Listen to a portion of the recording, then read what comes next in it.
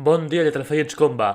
Avui vinc amb un tema molt interessant perquè ens endinsarem en la diferència crucial d'entendre entre un castellanisme i un dialectalisme dins de la llengua catalana. Per exemple, roig i vermell són paraules catalanes, pròpies de la llengua catalana, espill i mirall també. En canvi, ombra és la paraula catalana. Sombra no és catalana, no és de la llengua catalana, sinó que és un castellanisme. És una castellanada que molts cops se sent perquè és molt habitual. Consegüentment, ens hem d'assotar, ens hem de flagel·lar si fem servir el mot sombra. No, simplement si tenim la informació que és un castellanisme i que per tant és millor utilitzar ombra, per això mateix diem ombrella, per això mateix un lloc és ombrívol, hi ha derivats que ens poden ajudar a lligar caps, de la mateixa manera que, com vaig comentar en un altre vídeo, no adellantem o no posem la lavadora perquè rentem en català i perquè avancem en català, anem cap a avant, cap a davant.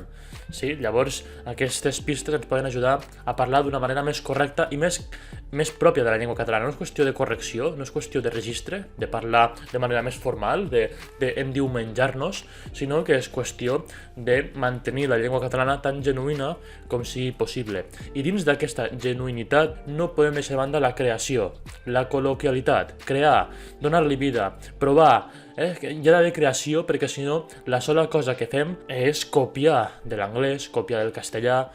Per tant necessitem creació, és a dir, anar en compte amb els castellanismes d'una banda, però que caminar amb peus de plom no ens impedeixi tenir la fluidesa i tenir la seguretat per crear, per tenir ales, per ser lliures. Algú em dirà, ai, però Roc, les llengües evolucionen, el català també ho ha de fer, no és dolent, és inevitable, sempre hi ha hagut canvis en les llengües. D'acord, però compte, sempre hi ha hagut canvis.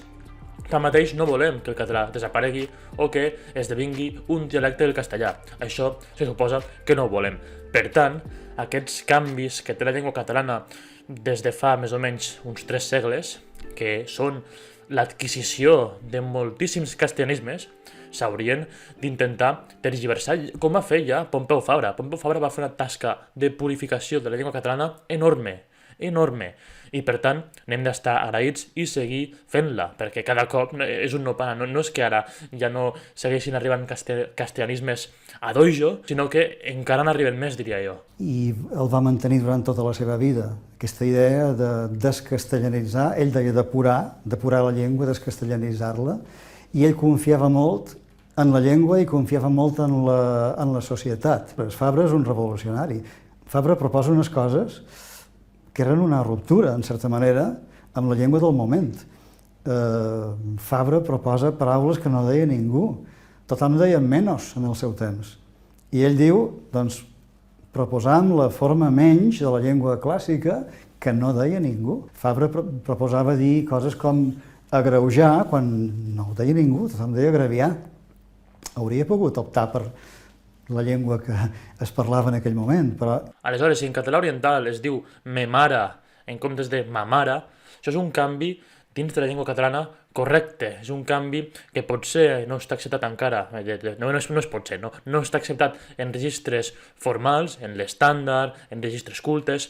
Tanmateix, és una evolució dins de la llengua catalana, dins del codi intern de la llengua catalana, correcta en el registre col·loquial. I potser algun dia acabarà sent registre estàndard i a mi, sincerament, això no em fa patir gens. El problema és el tens que, el problema és el menys mal, el problema són tots aquests calcs literals que fem de la llengua catalana. Dir donar petons en comptes de fer petons, perquè en català es diu tens que, de manera col·loquial, per influència del castellà, del tienes que és la perifrasi d'obligació que usen ells. Nosaltres utilitzem haver de, el verb caldre, cal que, o també hi ha el verb tenir de.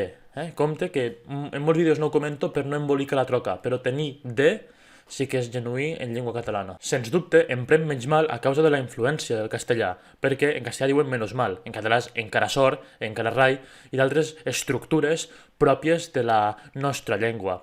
També hi ha, a més, altres aspectes, moltíssims aspectes que ens condicionen.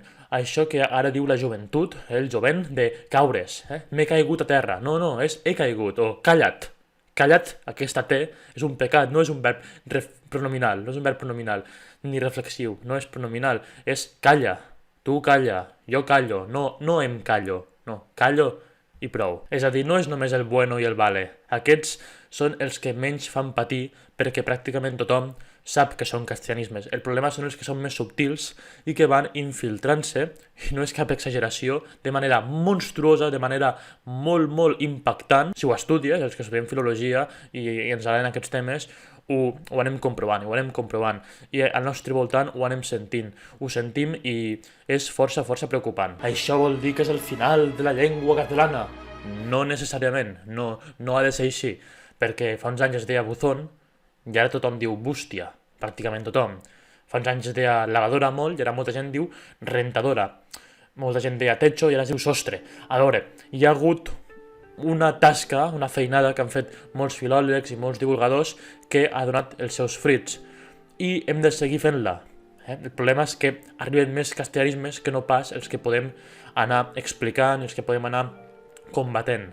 Però és qüestió de donar-li empenta a aquestes persones que fan divulgació, de fer cas als filòlegs i de no rebel·lar-nos, que moltes vegades per part de molts catalanoparlants de dir jo parlo com vull, jo dic vale, jo dic bueno, però després són els mateixos que et diuen que no volen que la llengua catalana desaparegui perquè és la seva llengua. Llavors, és clar, ens hem d'aclarir. Fem cas als filòlegs, que són els metges de la llengua, els experts, els qui en saben, o si no els fem cas i volem ser uns rebels que lluitem per destruir una llengua minoritària i subordinada, quanta valentia, llavors no estiguem tristos si desapareix la nostra llengua quan ja ens han estat avisant durant anys i anys i dècades i dècades. És això, quan observes determinats símptomes en llengües, dius que aquesta és una llengua en procés d'extinció, doncs en el cas del català vaig fer això.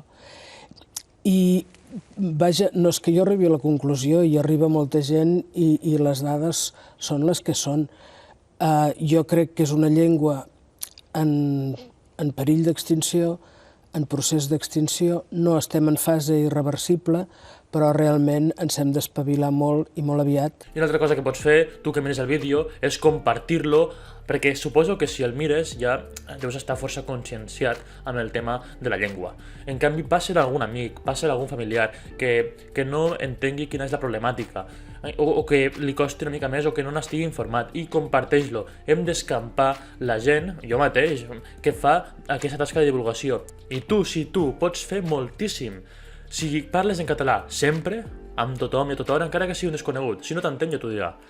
Això ja canviarà molt la situació. Si ho fes tothom, canviaria radicalment la situació i no ens hauríem de preocupar tant per aquest tema, perquè el català viuria una renaixença sociolingüística. En conclusió, lletrafrits, hem de saber diferenciar entre riquesa lèxica, entre variació lèxica dins de la llengua catalana, dir guineu o dir rabosa o raboa, que també he sentit, i moltes altres variacions lèxiques. Aquests dies he fet enquestes en el meu Instagram, a Lletraferint, i he vist que hi ha una gran, i ja ho sospitava, ja ho sabia, no? Més o menys, però hi ha una gran riquesa, una gran varietat de formes catalanes, que si carabassó, que si carabasseta, que si carabassí, que si moltíssims. En el cas del pebrot, previna, pimentó, primentó, previna, prevotrera, un munt de variacions, i això passa en molts camps. Fer un petó, besar-se, fer un potxó,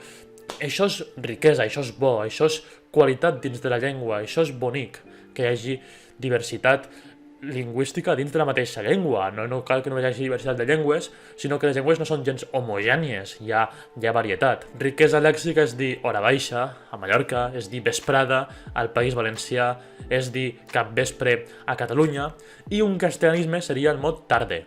Jo en català nord-occidental dic tarde. Per què? Perquè és un mot, és una paraula que ha vingut del castellà, encara que en el català oriental s'hagi camuflat i s'hagi vestit, s'hagi guarnit i es digui tarda, bona tarda o bones tardes, això és buenas tardes, és un calc molt clar, molt diàfan del castellà. I no ens oblidem del fet objectiu lingüístic que tothom parla dialecte. El català de Barcelona, el català oriental, l'estàndard de Barcelona, no existeix. El català de Barcelona també és un dialecte. El català de Girona és un dialecte. El català de Lleida és un dialecte. El català de València és un dialecte. El català d'Alacant és un dialecte. El català d'Eivissa és un dialecte. El català de l'Alguer és un dialecte. Tots els catalans, tothom parla dialecte. No hi ha ningú que parli, no hi ha cap persona que parli estàndard. Això no existeix. Òbviament em refereixo en l'àmbit col·loquial. I res, senyors, els castellanismes cal arraconar-los i fer-los fora, bandejar-los del nostre vocabulari, i en canvi els mots dialectals, com més en sabem millor. Tindrem un vocabulari més ampli, més ric, i serem, per tant, uns usuaris de la llengua catalana amb més possibilitats, amb més eines i amb més ferramentes. Així que res, tant de bo us hagi agradat aquest vídeo. Ha estat un vídeo reflexiu que m'agradaria que compartíssiu les vostres opinions als comentaris, perquè vull que es creï debat. M'encanta quan es crea debat tant a Instagram com a YouTube, a Twitter, doncs jo hi participo poc, la veritat. I res, fins la pròxima. Tant de bo us hagi agradat molt el vídeo, n'hàgiu après i us feu també els meus mecenes a l'aixeta. Ja sabeu que és el cor del projecte, és imprescindible que hi hagi aquesta col·laboració i és, Vull dir, hi ha unes quantes persones que em donen el seu suport, n'estic content i m'agradaria que aquest nombre anés pujant a poc. Fins la pròxima, salut i força al Canut!